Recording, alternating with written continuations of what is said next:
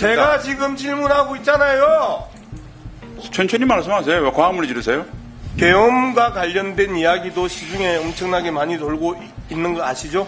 그 계엄과 관련된 이야기는 민주당에서 나온 이야기고 예. 국민들은 동의하지 않는다고 생각합니다. 자유민주주의 체제를 위협하는 반국가 세력이 나라 곳곳에서 암약하고 있다. 대통령이 했죠. 네. 반국가 세력이 누구예요? 간첩들이나 지금 우리 사회에서 지금 많은 수사를 하고 있지 않습니까? 북한을 또 옹호하는 세력들도 있고요.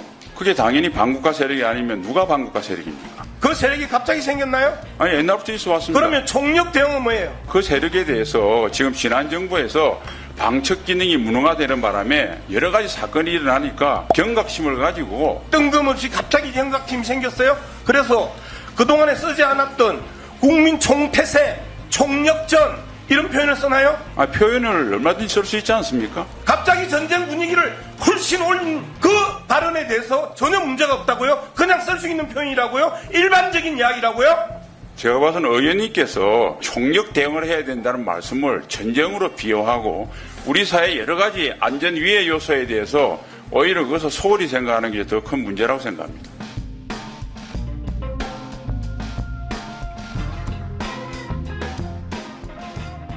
최근에 육군 88명, 해군 20명, 공군 22명, 총 130명의 장성이 인물백과사전 나무위키에서 그 기록을 삭제해 달라고 해서 삭제되거나 삭제 대기 중에 있는 명단입니다. 지난 총선 직후부터 이 릴레이가 계속되고 있습니다. 특히 정보 삭제 최초의 시행자가 윤석열 정부의 핵심 군인사로 알려진 충암고 출신 여인영 국군 방첩사령관이고요. 그리고 두 번째가 그의 동기 신은봉 국군 인사사령관입니다. 혹시 국방부 장관 현재 재직 중에 있고 안보실장도 같이 하시는 거죠? 그렇습니다. 나무위키에 삭제하라고 지시한 적이 있으신가요? 아니, 저는 그런 지시한 적 없고 저 사실도 처음 알았습니다. 그렇죠. 네. 저희들이 긴장하고 걱정하는 부분이 바로 이런 부분입니다. 실질적으로 소위 세간에서 이야기되고 있는 충암파 이야기는 들어보셨나요? 뭐 그런 이야기를 국방에서 나왔는데 전혀 근거 없다고 생각합니다. 전혀 근거 없다. 네. 예, 정보 라인들이 다 중앙부 출신인 것은 아시죠? 380명의 장성 중에서 4명인데요. 네. 그 4명이 많은 게 아닌데 그건 억지로 몰아붙인 프레임이라고 생각합니다. 하필이면 다 정보 라인인데요. 정보 라인이라고 우연히 그렇게 될 수도 있는데 그걸 가지고 그렇게 하는 것이야말로 예. 장성들을 오히려 명예를 취소시키는 정치 공세라고 봅니다. 우연일 수 있다. 보직을 하다 보면 적재적소에 사람을 임명하는 것이지 네. 충암고등학교라고 해서 무슨 정보 라인에 네. 방첩사령관하고 칠철직 사령관을 임명했다는 걸 그렇게 확대 해석하는 것은 네. 적절치 않고요. 네. 그다음에 군의 보직을 조금이라도 아는 사람은 네. 777 사령관, 소위 말해서 정보 수집 부대가 그렇게 주목받을 위치는 아니다 말씀드리겠습니다. 예, 그 해석의 문제일 수 있는데요. 지금 계엄과 관련된 이야기도 시중에 엄청나게 많이 돌고 있는 거 아시죠? 그 계엄과 관련된 이야기는 민주당에서 나온 이야기고 예. 국민들은 동의하지 않는다고 생각합니다. 계엄과 관련된 자료 좀 올려주세요.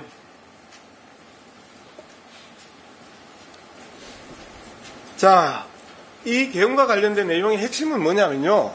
두 가지 조건의 충족입니다. 첫 번째, 국민들 간의 갈등을 극대화시켜서 무력 충돌을 유발하는 것. 두 번째는 대북 강경 발언과 북한을 끊임없이 자극하면서 북한의 도발을 유도하는 것. 이렇게 했었을 때 계엄의 두 가지 조건이 충족된다가 박근혜 정부 기무사가 만든 문건입니다. 그런데 최근에 대통령의 강복절 기념사에서 자유민주주의 체제를 위협하는 반국가 세력이 곳곳에서 암약하고 있다라고 이야기를 했죠. 의원님, 박근혜 아니, 정부의 잠깐만요. 개헌 문건은 제가 지금 사실 질문하고 전혀 있잖아요. 다른 이야기를 지금 하고 계십니다. 제가 지금 질문하고 있잖아요. 천천히 말씀하세요. 왜 과음을 지르세요? 말씀하십시오.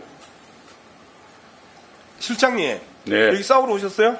아닙니다. 저는 국방부 장관으로서 이중일을 하고 있기 때문에 전 장병이 보고 있습니다. 그러니까 전 장변이 보고 있으면 정상적으로 대답하세요. 그리고 제가 지금 질문하고 있는 중이잖아요. 질문 내용이 틀린 말씀을 하시니까 무슨 정정합니다. 질문 내용이 틀렸어요? 틀린 거 지적해보세요. 네, 박근혜 정부에서 했던 개헌 문건은 방금 의원님이 말씀하신 내용이 전혀 포함되어 있지 않고 그래서 문재인 대통령이 보셨잖아요. 저 자료가 그 내용이에요. 아닙니다. 다시 보십시오. 문재인 정부에서 그래서 수사와 재판을 강도록 보세요. 했는데 단 한 명도 처벌하는 사람이 사실을 없습니다. 갖다가 여기서 부인하려고 그래요. 자료를 보여주고 지금 그 자료를 내용 해설을 해서 이야기를 해주는데 그리고 다시 말씀드릴게요. 자유민주주의 체제를 위협하는 반국가 세력이 나라 곳곳에서 암약하고 있다. 이야기 대통령이 했죠. 네. 반국가 세력이 누구예요? 반국가 세력의 간첩들이나 지금 우리 사회에서 지금 많은 수사를 하고 있지 않습니까? 북한을 또 옹호하는 세력들도 있고요. 그게 당연히 반국가 세력이 아니면 누가 반국가 세력입니까? 자, 그렇다 칩시다. 100번 양보해서. 네. 그 세력이 갑자기 생겼나요? 아니, 옛날부터 있어 왔습니다. 그러면 총력 대응은 뭐예요? 그 세력에 대해서 지금 지난 정부에서 방첩 기능이 무능화되는 바람에 여러 가지 사건이 일어나니까 경각심을 가지고 북한 체제를 옹호하거나 뜬금없이 갑자기 경각심이 생겼어요. 그래서 그동안에 쓰지 않았던 국민 총태세, 총력전 이런 표현을 쓰나요?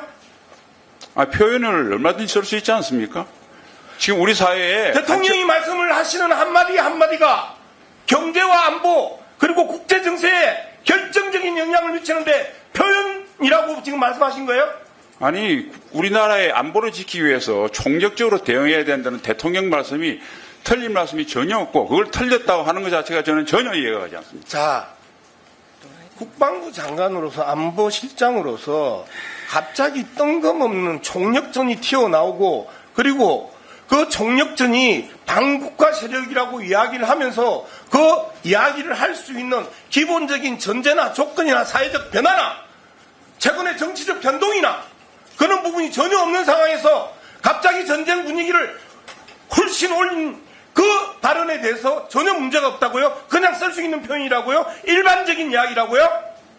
제가 봐서는 의원님께서 그에 대해 총력 대응을 해야 된다는 말씀을 전쟁으로 비유하고 우리 사회 여러 가지 안전 위해 요소에 대해서 오히려 그것을 소홀히 생각하는 게 더 큰 문제라고 생각합니다. 더 큰 문제가 아니고요. 대통령이 불과 일주일 전에 국민들이 먹고 살기 힘든데 무슨 이념 논쟁이냐 그 이야기 하셨어요.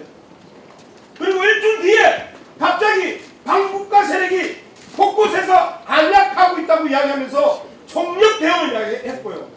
그리고 북한의 종말을 선언하고 그런 상황에 대해서 장관 입장에서 무슨 환경의 변화나 정세의 변화나 외교상의 변화나 경제적 변화나 급격하게 그런 이야기를 할 수 있는 일주일 만에 변화가 있었을 때 그런 이야기를 할 수 있는 거 아니에요. 그런데 전혀 문제가 없다. 일상적인 문제다. 70년 내내 80년 내내 분단 국가 내내 그러면 그 이야기가 일상적으로 이야기를 해야 되는데 왜 이제까지 2년 동안 안 했어요? 예, 그 이야기를 꾸준히 하셨고요. 네, 정리해 주시고요. 국가의 안전의 위해 요소에 대해서 우리가 관심을 가지고 하는 것은 이념 문제가 아니라 국가의 생존 문제다. 이렇게 이해해 주시면 감사하겠습니다. 국가의 생존 문제 평가에 좀 보자. 양문석 의원님, 네, 정리해 주십시오. 네.